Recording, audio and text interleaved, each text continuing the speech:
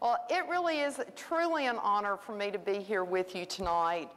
Specifically here at ETSU, I've got a great relationship with the nursing faculty and staff here, and I'm really excited to say that there are some extraordinarily innovative programs here in the Johnson City and Northeast area. So I'm telling you, from my perspective and from my view, you've got extraordinary leadership and such wonderful opportunities here.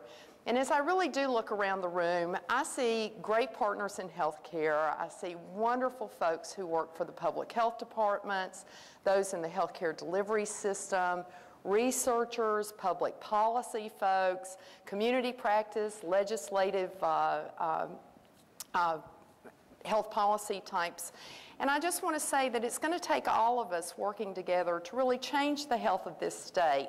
You know, we've got some serious health threats here, and I'm going to tell you things tonight that most of you already know. But if one of you hears something new tonight that you can take home with you, then I will feel that this visit has been very successful. I'm really excited to be here to share at least whatever Randy didn't share with you, talking about stealing the thunder there, you know, and all those things that we're working on here in Tennessee, because, you know, we're really fortunate that we've got a governor and a legislature who finally have said, you know, there's got to be one thing we can all agree on, and that is that we must improve the health of the citizens of our state. And if we do that with, in collaboration with improving the educational system for our children, you know, we're going to see a healthier Tennessee. We know that if children aren't healthy, they're not going to learn, and if they don't learn, they're going to be committed to a life of ill health. And so I just want to say that this is one of those moments where I'm very fortunate, where in other states we don't have that, platform to work from. Now, I'm going to talk for just a minute about how in the world I got to be Commissioner of Health, because it's not like one of these days you wake up and say, I think I'll go apply to be Commissioner of Health.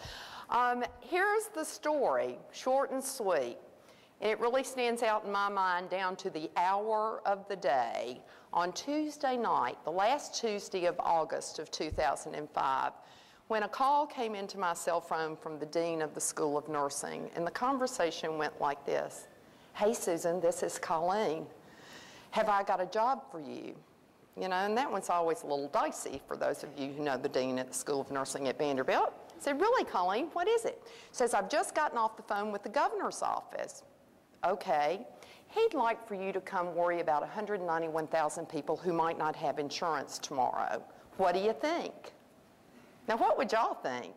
You know, 191,000 people who are looking at disenrollment from TennCare, who are going to go from Cadillac coverage. Remember, TennCare was the most generous benefits and eligibility health plan in the entire nation. And overnight, these folks were at risk of losing Cadillac coverage to going to nothing. And of course, I said, "Colleen, I think I'm going to have to sleep on it." You know, because it's a pretty daunting task to think, what in the world are you going to do? How in the world would you put programs in place to really help create a soft landing? But for me, I really fell back to my nursing roots, and I think you'll hear this through most of what I have to say.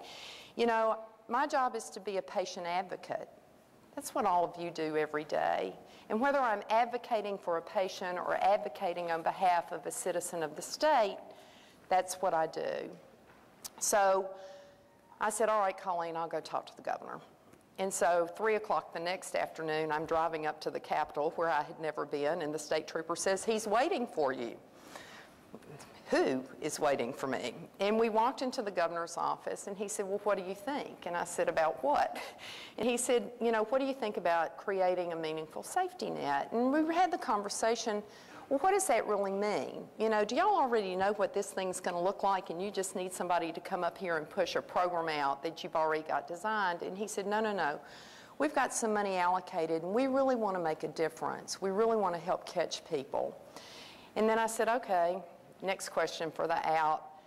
Do I have the ability to say what needs to be said, not what everybody wants to hear? Because that's very important when you're trying to create meaningful programs. And they said, absolutely. Well, luckily, the legislature saw the need to really help people come to a safe landing.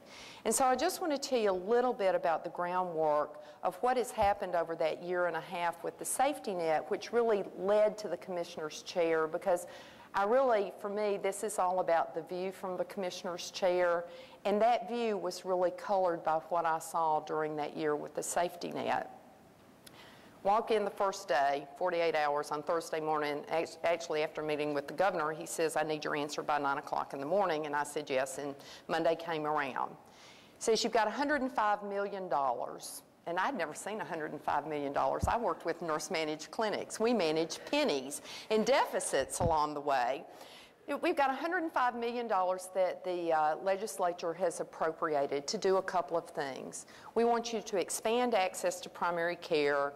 We want you to create a mental health safety net. And Commissioner Betts of the Department of Mental Health had already put that program in place.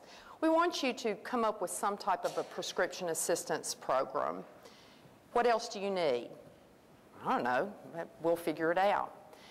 At the end of the day, what it came down to was listening to people. And we did just that. When you look at expanding primary care access, we put money into expanding the public health department's access to primary care for the uninsured. We put money into community and faith-based clinics across the state, $6 million each year for 2 years now, to ensure that the uninsured had a place to go to find a medical home. We put additional monies into federally qualified health centers, which you have here at ETSU through the nursing school, because we knew that the increased burden on those centers was going to be significant. So we wanted to try to help keep the doors open. That resulted into several hundreds of thousands of visits for each of the past 2 years for people who wouldn't have had a place to go. But it wasn't enough. You know, it wasn't enough. What do you do if you have a generic drug program, which we did, which had 55 drugs on it for common chronic disease, and you happen to be a diabetic, but you take insulin? And insulin's not cheap.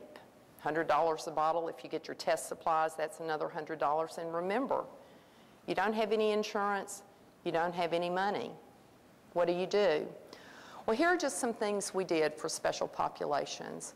We put a program in place for diabetics so that any diabetic who had been disenrolled could get insulin in their supplies for a $5 copay.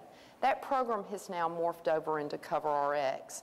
We realized for the 5 drugs that were on the formulary for mental health disorders, there wasn't a drug on there for mood disorders, bipolar disorders. So we invested money in adding mood stabilizers, lithium and Depakote, so that people could get those for a $5 copay.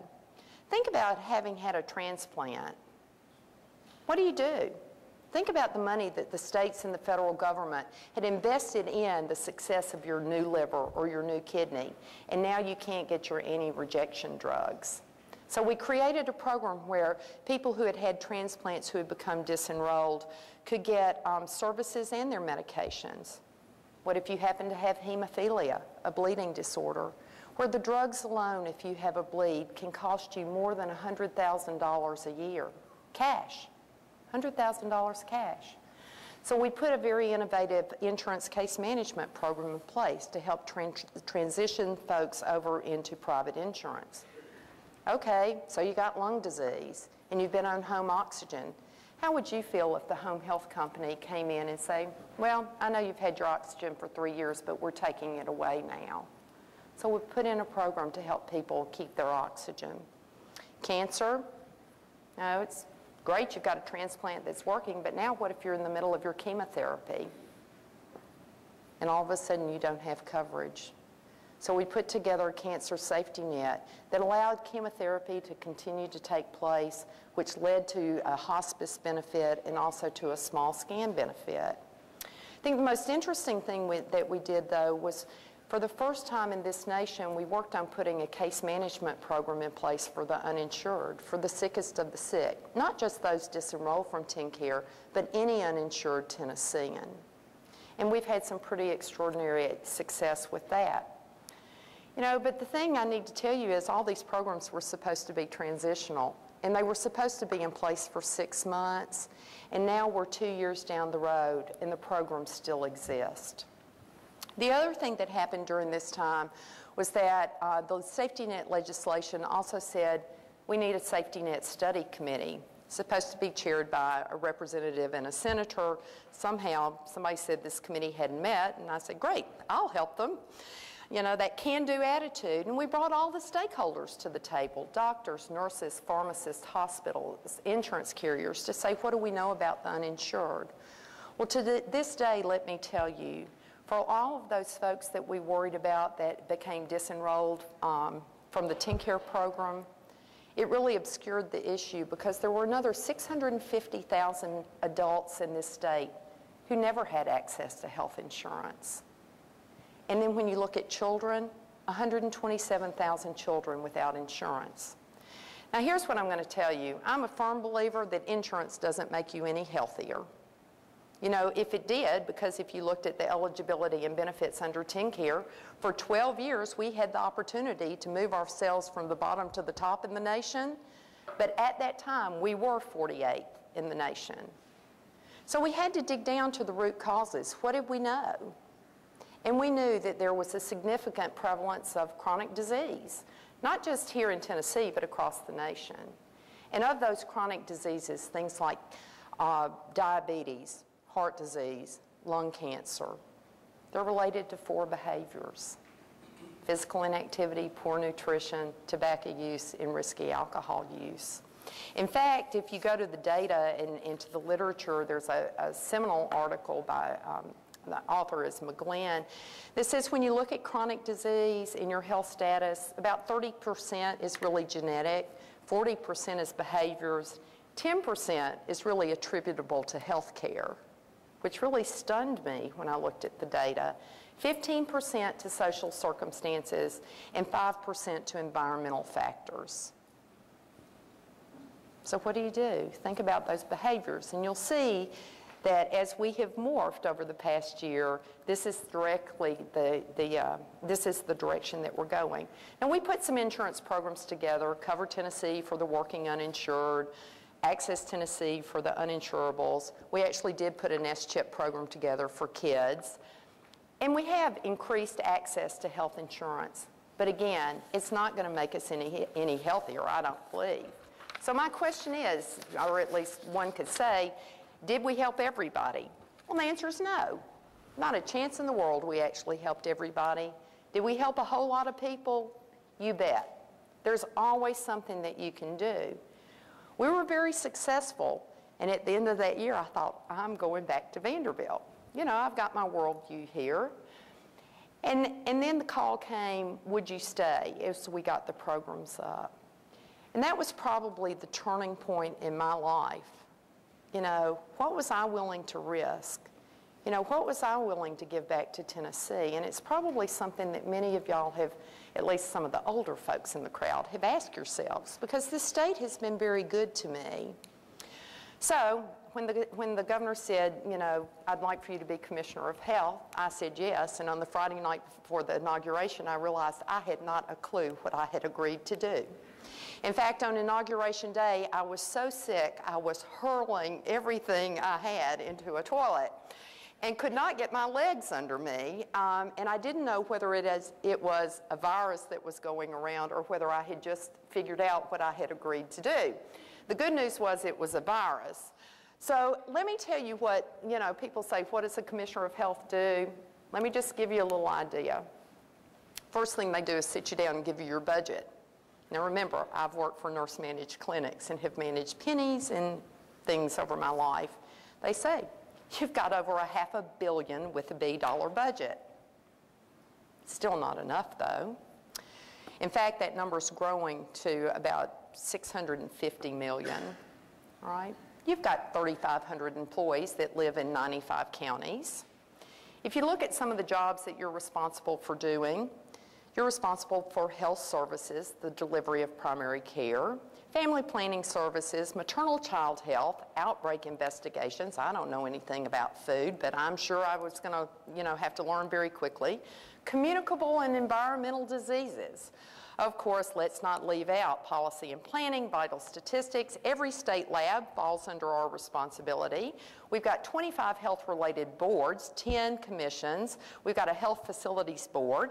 I'm responsible for licensing and regulation. I have a division of minority health and disparity elimination. There's emergency preparedness, trauma, and I have to worry about the state medical examiner's office. And oh, by the way, one of the first emails were, "Dear Commissioner, I understand that you're responsible for turtles, tortoises, and terrapins, and I need some help on knowing whether we can import turtles for the Turtle Derby in Ashland City." I don't know anything about turtles, tortoises, and terrapins, so it was immediately went to the legal office. The good news is that the Wildlife Authority is actually responsible for it, and there is a law. You can't import turtles because of the communicable disease propensity that they bring to the table. So when you look at all of this, and this is just kind of a smattering of what you do in public health, it got really big really fast. And I knew if I let it keep growing, it's kind of like that piece of food you put in your mouth and then somebody tells you what it is, and there's no way you're going to be able to swallow it. I had to say, we've got to break this thing down. What really is the role of a commissioner in a Department of Health? And it breaks down to three very simple things. At the end of the day, my job and our department's responsible for protecting the health of the public, promoting health, and improving health. When you look at the citizens of Tennessee, that's what this state is responsible for doing for them. And when you look at all of those hundreds of programs that are out there and all of the things that you do, our priorities, in my view, went from there to there, and each program is vetted up against, is this a protect, a promote, an improve, or some of all of those? And if it's none of those, that program's going away, because we're going to focus on the need-to-dos, not the nice-to-dos. So in focusing on the need-to-dos, when you get back to the health status of the state, you have to look at those things. We talked about the 40% of your health is really the result of behaviors. We know, as we said, 4 behaviors lead to 70% of chronic disease. Again, physical inactivity, you're going to hear this one over and over again, poor nutrition, tobacco use, and risky alcohol use. And of course, I always add my own injury prevention, because I believe that there's a great disability in this state that is really the result of preventable injuries. Things like wearing a helmet when you're on a motorcycle, wearing a helmet when you're a kid on your bicycle or your skateboard, safety belts, etc. And my firm belief is that, there's all this dialogue now at the national level, with the presidential debates and whatnot about reforming the healthcare system. And that conversation always goes back to insurance. Always. Listen to what they're all saying. Universal coverage, limited benefits, what are we going to do with Medicare? At the end of the day, it's my firm belief that there is a difference between health and health care. I believe that if we're going to change the health of this state and this nation, we have to start investing in health. Not that care is not important, it is. Everybody deserves expert care. But at the end of the day, you can continue to invest hundreds of billions of dollars in health care and never change the health status of the state. And I think that we also have to start looking at, if we're going to invest, and I'll give you some examples in a few minutes, if we're going to invest in health, we have to start talking about our returns on investment. Now, how many of y'all think about, we've got a great program, it may or may not be grounded in the science, I need $1 million to do it, and then you get to the so what? What are you measuring? Did you make an improvement? Were there dollars saved? And what I will tell you is that it's my belief, again, that our return on investment is not just in cost avoided or dollars saved. Our returns in investment are on health outcomes. And until we get to the point where we're truly monitoring health outcomes and monitoring those changes, we will not have made a significant difference. And I will tell you that today, we have got to demand it. Not tomorrow, not yesterday, today. It starts this minute, demanding that we change the health of the citizens of this state. So what have we done in Tennessee to start becoming a healthier state? You know, and how do we lead ourselves to a healthier future?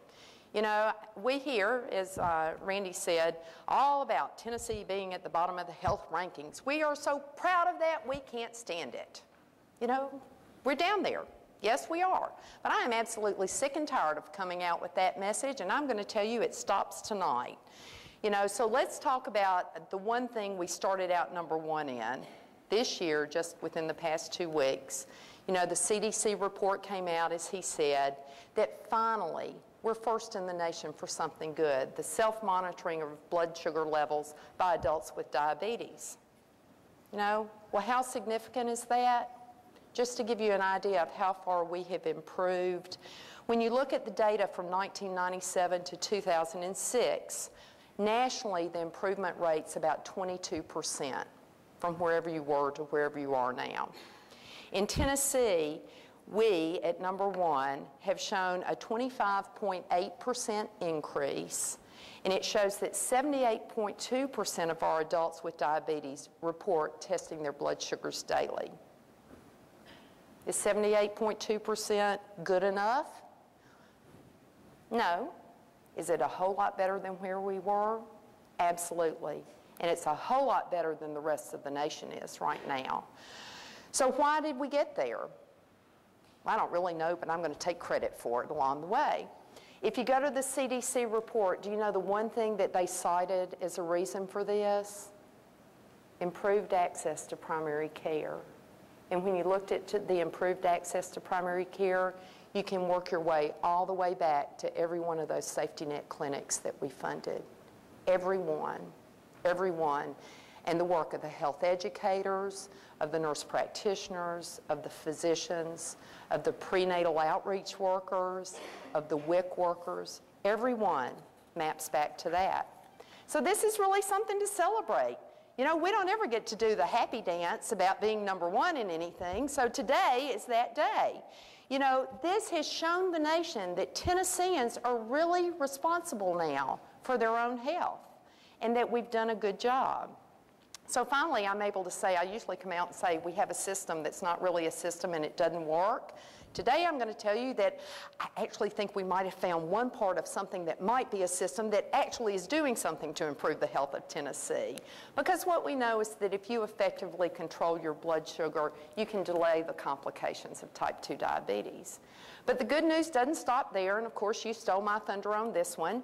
You know, when you look at the America's Health Rankings, they look at 20 different indicators of health, including smoking and obesity.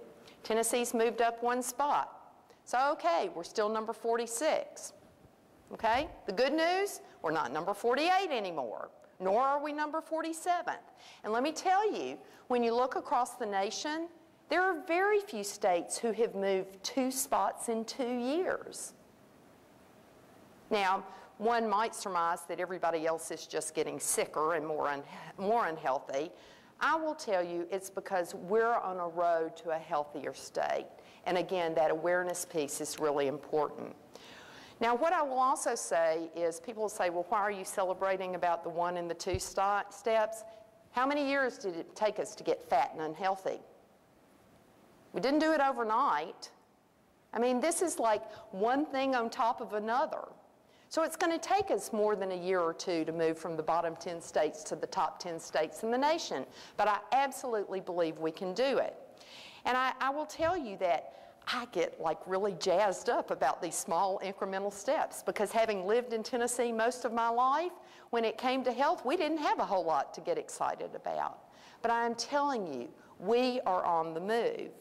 Now, we're working hard across the state, which will lead me to my baseball cap and my shameless promotion of fitness here, to tackle overweight and obesity. When you look at us, we're inactive and unfit, which translates into we sit a lot and we eat too much. And I think this is a concern that all of us share. Again, going back to behaviors. So let me tell you, for those of you who don't know the numbers, why it bothers me. We know that type 2 diabetes used to be called adult onset diabetes. 15 years ago, we never saw it in a child, never saw it in an adolescent. And when you look at the numbers now, we know that, again, it was not just young adults. Back 15 years ago, it was people in their 40s, 50s, and 60s that had adult onset diabetes. So thanks to the swelling cases of obesity that we see, here's the numbers. And these are the ones that stop me and start me every day, that makes me demand that I go to my job. For those of you who don't know, and for those of you who do, you should repeat this to yourself every day. A child born in the year 2000, that generation of children is the first generation in history not anticipated to live as long as their parents. And you can look at all the medical technology and advances out there, but it is the first generation not expected to live as long as their parents. Unacceptable. It has to stop today. And if we want to go back to diabetes, of those same children, 1 in 3, remember, used to be called adult onset diabetes, 1 in 3 are anticipated to develop type 2 diabetes in their lifetime. If you happen to be African American or Hispanic, that number is 1 in 2. And I go home and I look at my 3 grandchildren, and it is unacceptable to me that that is their risk. I don't want to say, hey, Rob, I think you're the one that's going to get this wonderful disease. Let me tell you what it's going to do for you.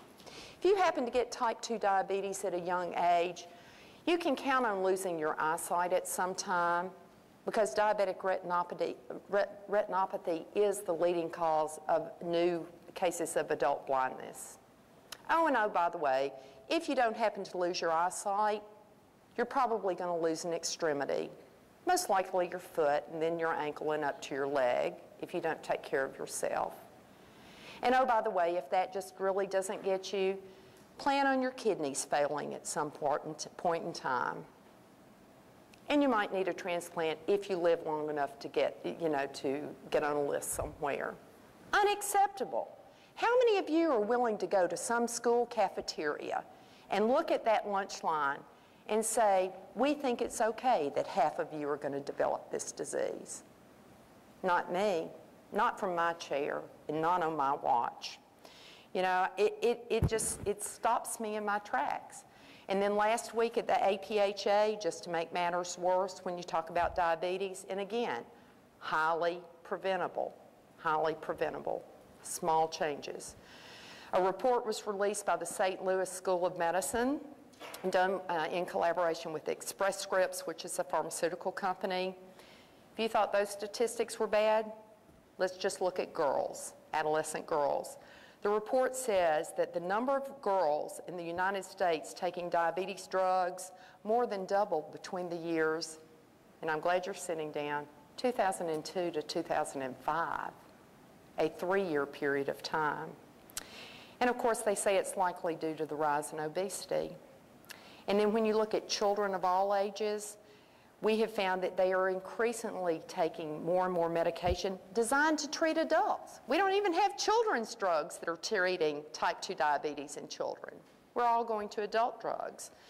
And when you look at the percentages in this study, 166% increase in type 2 diabetes prescription among girls ages 10 to 14. And if you look at the girls 15 and older, 135%. Unacceptable.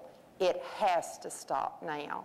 And it's not just diabetes drug, because if you look at this disease, we know that diabetes and heart disease are now a 1-to-1 correlation. It's just assumed you have heart disease if you have a diagnosis of type 2 diabetes. So these children are also taking medications for blood pressure, high cholesterol levels, asthma, other medications. Unacceptable. And from my chair, it stops now. We could go on and on about diabetes. But, what I will tell you is it's not just diabetes. We've got pre-diabetes and metabolic syndrome. And I did some work with Dr. Rowley, who's with the Futures Institute, and they modeled what diabetes would look like in the year 2025. If we don't do something now, Our numbers now are somewhere around the 500,000 patients with type 2 diabetes range in this state. They're predicting that number will be 1.2 million by 2025. What's the cost to the state? I think it was 2 years ago, some data. The cost of caring for diabetes in the state to the healthcare system, $3.8 billion. Think what you could do with that money. Highly preventable. So we've taken some significant steps here. We're not the first state in the nation to mandate coordinated school health. We got lots of mandates and laws across the nation. But we're the first state in the nation that's actually funded coordinated school health at $15.6 million to try to get to children where they are. So that coordinated school health educators and physical education specialists can really help us ingrain those good behaviors. So what? Well, doing nothing is not acceptable. Doing something is. We've also funded Project Diabetes, $21 million of state dollars to fund grants at the community level to help see if we can come up with regional programs that will prevent or treat, or for the prevention or treatment of type 2 diabetes. But my favorite of all of these, hence the cat, as the shameless promoter up here, is through Get Fit Tennessee. You know, it was just a small idea, and this thing has taken on a life of its own. It's an awareness campaign, and as Randy said, many of these changes are just about raising the awareness of the citizens of the state. We're not trying to make marathon runners out of everybody, nor are we encouraging you to join a gym. In fact, my proposal was if I had the money for every gym membership that has been bought in the state of Tennessee that was never used, I could be a rich person and fund half of the $600 million budget. You know, because think about it. You have to go somewhere and do something. This is about starting wherever it is you are. And we've seen extraordinary programs across the state. When I look out at some of our health department colleagues out here, examples. We've been line dancing in Unicoi County. We celebrated the Fit 5 program up in Roan Creek Elementary, where the physical education teacher took 2 students out of every single classroom and trained them in the proper way to do exercises. I mean, and we tested this out one time. We asked a kid how to do jumping jacks, and we all know how to do jumping jacks, and they said, well, how do you play that? And it's like, no, jumping jacks, you have to move. And even scarier than that was when we were at a Get Fit activity, I actually took the hula hoop in the midst of the Dance Dance Revolution. You know, they love these video games, so instead of doing this, we're dancing and moving and getting heart rate up. Had about 50 kids there, and this little girl looked at me and she says, what is that? I had a hula hoop. It was $3, you know? I said, it's a hula hoop. And she looked at it, and she put her hands around it, and she twirled it, and she showed it to everybody, and she says, how do you turn it on? What is wrong in this country, folks? Think about it. Think about it. We're not talking about extraordinary measures here to get people up moving more and eating a little less. We've got a website, www.getfittn.com. Again, this is about connections and supporting the communities. We've got 500 organizations across this state who have committed to join Team Tennessee and help us get fit. We've seen 200 events planned across the state. You know, we've been, as far as I can tell, Mountain City and Roan Creek Elementary are as far as you can go without being in 4 or 5 other states, down to Memphis, which I'm convinced sometimes is in another state. But when you think about it, we're out to help celebrate those community activities because it doesn't cost a lot. And of course, I will take some pleasure in saying that I'm really sorry that David Griffin got kicked off The Biggest Loser. He's a Tennessee native, lives in Robertson County. However, he's joined us. He has 4 children. He lives in rural, kind of middle Tennessee. He's joined us and he says, he speaks from his heart, I never want to see one of my children go through what I have been through. Now, he's working his way toward the finale, but I will give you a quick update. He's lost 130 pounds. 130 pounds and still marching along here. So, good enough? No. Pretty darn good? Absolutely, from my point of view. So let's take another look at one of those key indicators, key behaviors that leads to chronic disease, tobacco. Now, I see a good friend of mine out in the audience. Who in the world would have ever believed that in one legislative session, in a tobacco-driven state, think about the monumental piece of this, that we would get the Non-Smoker Protection Act or a workplace smoking ban. We would see a tripling of the tobacco tax, a known prevention strategy to help kids never pick up the habit, and actually get money for prevention and cessation programs. Now remember all the tobacco settlement money? None of that money ever came to the Department of Health for programs.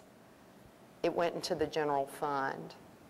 So for the first time in history, this state has said enough is enough. And when Randy said people are asking about this all over the nation, it doesn't matter whether I've been in Washington or whether I've been in Los Angeles or whether I've been at home. People say, how in the world did you do it? And let me tell you, it's about partnerships. It's about collaboration. It's about focusing on those things that make a difference. It's about focusing on those things that bring you together, not those things that pull you apart. And if those good, kind, wonderful things don't do it for you, let's just use what else will do it, money. The economic analysis of this, in the state of Tennessee, $2.16 billion with a B dollars spent annually on care of people with tobacco-related illness. Most employers said, so what? Why should I go smoke-free? Well, let me tell you why if you happen to be an employer. You're spending $2.74 billion on lost productivity on your employees who have a tobacco-related illness. Now think about it. If you take that $2.74 billion and the $2.16 billion, you know, you're creeping up on 5. I'm not greedy. I only want about 1 to 3% of that to invest in prevention and cessation. Think what you could do with that. And it was a very compelling argument. It took every single person in this state setting aside their differences to say, how can we make this happen? As Randy said, we dropped from 27% of this state being tobacco users to 22.6% in 1 year. Unprecedented. 15% decrease in the number of adult smokers. Not bad. Now, for my environmentalist friends out there, I will tell you that the implementation of the Non-Smoker Protection Act, or as Hugh Atkins, who heads my environmental department, would say, the Non-Smoker Liberation Act, which I think is good, it's gone great. People said, oh, you're going to get all this pushback, everybody's going to complain, nobody's going to comply. Not true, because people are already seeing the positive effects of this change. Positive effects. And I think the latest numbers I got just from the Tobacco Quit line, which is 1-800-QUIT-NOW for any of you who desire to drop this terrible habit, to get behavioral support. We had, I think it was 749 calls last month, which was a big jump, or 2 months ago. This past month that we just ran the data on, we had over 3,000 calls, and that number's continuing to grow. We have run pilot programs in a number of our health departments. We know, you never get 100% ask on anything. We brought everybody in for training. Doctors, nurse practitioners, dentists, the pharmacists, the WIC nurses, the clerical staff. Everybody who's walking through the door gets asked, do you smoke and do you want to quit? And we're collecting that data. We know that in the 2 programs that have the Chantix available already, and I'm not promoting any drug or any treatment here, but we know that we have over 2,000 people who have made a commitment to stop smoking and have received a non-smoking or a cessation aid, along with the behavioral counseling. Not bad. Not bad for just being up a couple of weeks. I think that's a sign that Tennessee is ready to march to a healthier future. At the end of the day, if I don't do anything else while I'm up here, if I don't see another public health improvement in my time, I believe that the work that was done in the legislature this year, through the governor's commitment and the legislator's commitment and the advocates' commitment to making this happen, this truly is the single most important public health achievement with the most significant potential for impact that I will ever see on this state or for the future generations of this state. So, before I go to infant mortality, which can be a downer, everybody reach your hands out. Get close to whoever you are. Pat yourselves on the back. This is that physical activity moment. Everybody, way to go, Tennessee. Think about it. Give yourselves a hand. This is an extraordinary moment. Extraordinary moment. And you act like it's like, I'm not sure what time zone I'm in, but it's 7 or 8 o'clock at night. We still have work cut out for us. Infant mortality. This is a serious crisis in our state.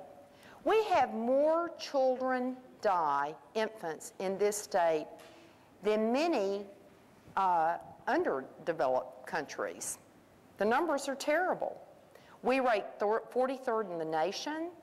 When you look at the developed countries, we're at the bottom of the list. We know there are disparities out there. We know some of it's race, some of it's socioeconomic status, some of it's due to poor choices, some of it's due to environmental factors. We also have some data right now that looks like what happens in Memphis around infant mortality is very different than what's happening in the Chattanooga area. So I'll tell you, we're making some progress. We've committed, and the governor has, to work with the Department of Health, other state departments, advocacy groups, and has funded about $6 million to say, stop it. Every child in Tennessee deserves a healthy start. So what are we doing? We always go back to the science. And we know that there's a program that has been used in the midwifery community for a number of years called the Centering Pregnancy Program. And what we did was we funded a pilot program down in Memphis, not just in Shelby County. We've gone down to the zip code level for the highest infant mortality rate in the state. And we've run the Centering Pregnancy Program through the health department down in Shelby County for high-risk women. It's an evidence-based model. It offers group visits, team visits, where a woman can take charge of their own care. They attend classes. They come to prenatal exams as a group. So what do we know just preliminarily? And I won't tell you this is enough to say that we know enough to say it's going to work everywhere. The first class, very small, 11 African-American women, again, in the zip code that had the highest infant mortality rates, had 100% participation. So what? 9 of the 11 women have delivered so far. Of those 9, 8 were full-term babies, and 1 was nearly full-term. And when you think about Shelby County, and I think the rate down in Shelby County in this area was way over 15.6, I believe, which is sky high. You know, that's a pretty phenomenal number. So we've funded 4 other programs. We took 3 other zip codes in Shelby County and 1 in Davidson County to see if we could replicate some of these results across the state. For me, is 9 babies enough? No. Is it a start? You bet. Because of the cost of the system, as far as disability and just cost, are enormous for just 1 baby. 1 baby who has a poor health outcome. And we have to say, stop it. So you see my view. I'm just like, sometimes I feel like the train is coming at me, but I know it's not. What else are we working on at the Department of Health? We've got to figure out how to exchange data. And I'm absolutely convinced that we have to implement electronic medical records. And I'm telling you, we're going to put them in the health departments. If you healthcare providers can't figure it out, I'm going to do it for you, because I'm telling you, we can do anything at the health department. I am absolutely convinced. And I am not ashamed to tell you that I'm willing to go out there and say, you know, well, the health department did it, you know, because then it becomes, oh my God, if the health department did it, we all ought to be able to do it. And I'm telling you, it's going to make a difference. it's going to make a difference. And let me tell you, we funded a lot of things through our eHealth Advisory Council. You know, we're supporting the Rio development across the state. I know you have CareSpark up here that's working across the state lines. You know, we know that we were talking earlier that not just here, and I think y'all are going to see it more, that the number of people ages 65 and older are expected to triple in the next 25 years. So if we don't lay the groundwork for an electronic health record now, we're never going to be able to make a change in health care. You know, as you think about people living longer, we've got to change our models of care. What is up with we make people come to us? Why can't we go to them?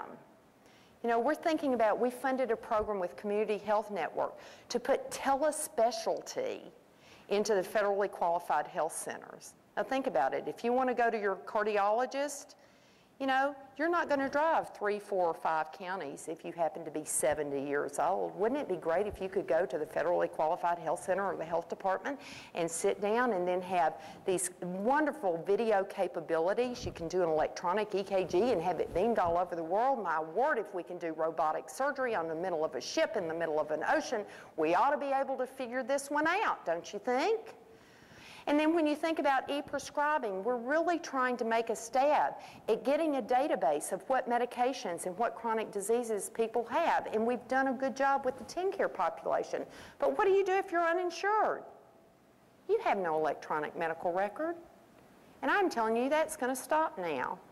You know, and I think about other things that we're doing. And I'm so proud we've run a pilot program in one of our health departments in Wilson County, e-dispensing. Now think about a health department. You don't have any money or you're on a sliding scale and you come in and you've got to get some medication for hypertension, and we go into our pharmacy and we take a bottle off the shelf and we give it to you. But you show up at the emergency department that night and somebody asks you for your medications, or they pull up what they know out of the record.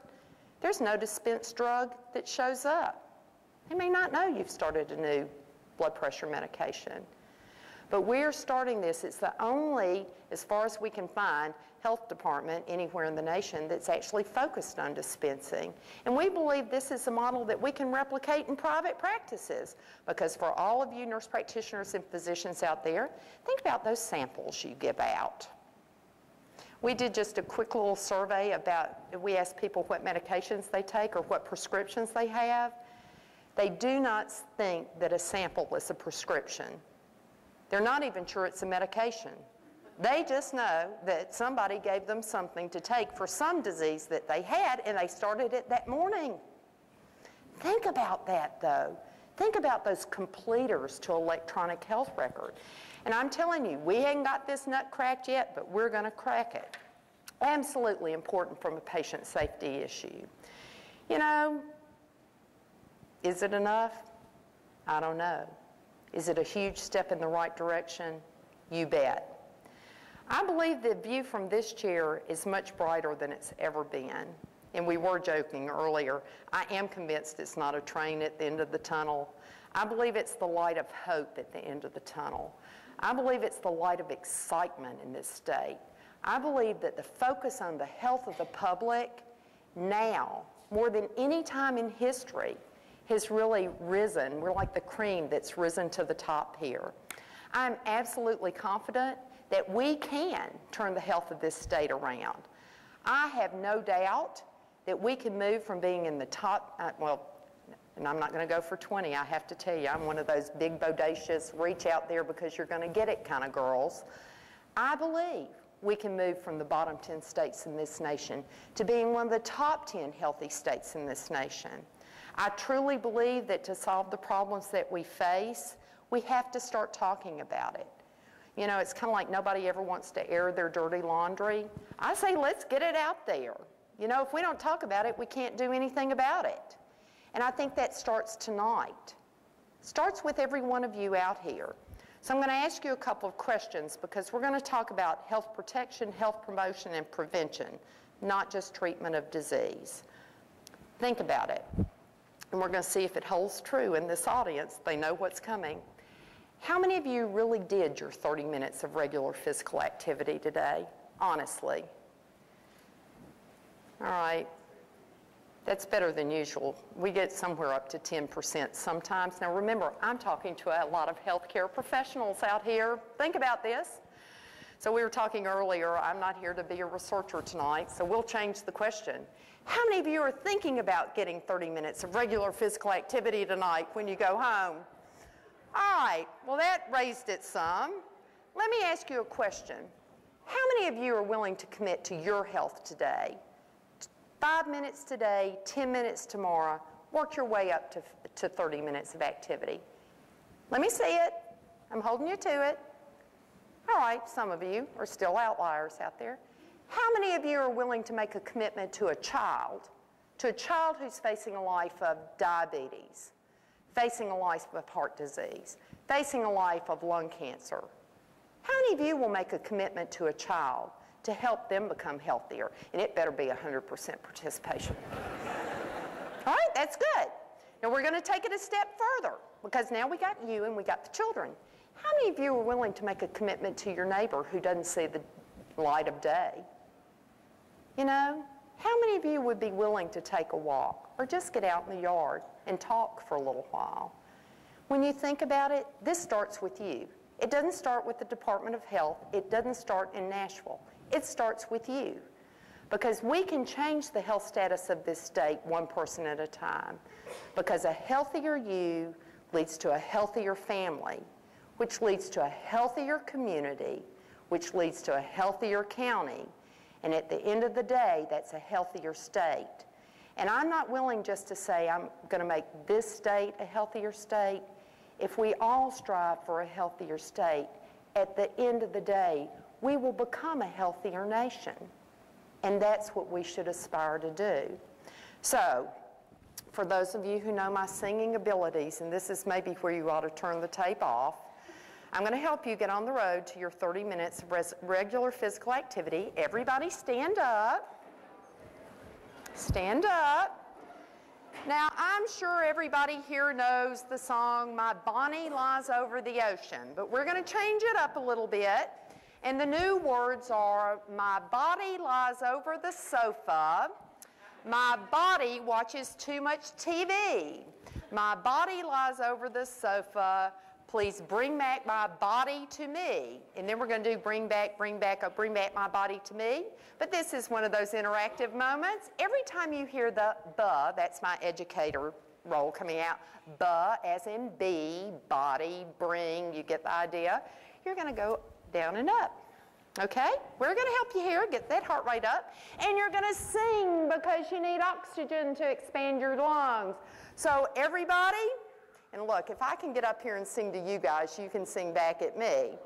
So I'm going to bring my health educators up here because they've done this more than once. At least I'm not asking y'all to do the prissy dance here, which we have done in public too. Come on. Because they're better at squatting than I am. So you want to come up? Now you all shake it out, stretched out. You know, we always believe in appropriate warm-ups here because we don't want to have injury out there. I know, well, mine were almost off a minute ago. So you ready? My body lies over the sofa. My body watches too much TV. My body lies over the sofa. Here we go. Oh, bring back my body to me. Here we go. Bring back. Oh, bring back my body to me. Bring back. Oh, bring back my body to me. Give yourselves a round of applause there. Now, how hard was that? Come on, guys. Think about it. You're out there telling people, move more, eat better, right? You're the example. You're the mentors. You're the ones that are going to inspire change. One of these days, one of your patients is going to turn back and ask you, just what are you doing to improve your health? And you can say, I sung with the Commissioner of Health. You know, think about it. If you don't do it, why should we expect anybody else to do it? If you don't do it, why? This is that so what moment. This is the view. And let me tell you, I look out here and I see extraordinary hope and extraordinary greatness. And I see I see the light bulbs kind of popping up all over the place, like I've got an idea on what I might do wherever it is I am. So my challenge for you, and some people might say, well, she probably should have had her medication this morning because she's seeing things again. But look for the vision. See the vision of a healthier Tennessee, because my view is all about the art of the possible. And that moment starts tonight. So thank you for having me here tonight. I really didn't exactly plan on singing for you, but you never quite know what this commissioner is going to do. But thanks for all you do, because this truly is a team effort. And without every one of you here, we'll never get to that top 10 state. So thank you very much.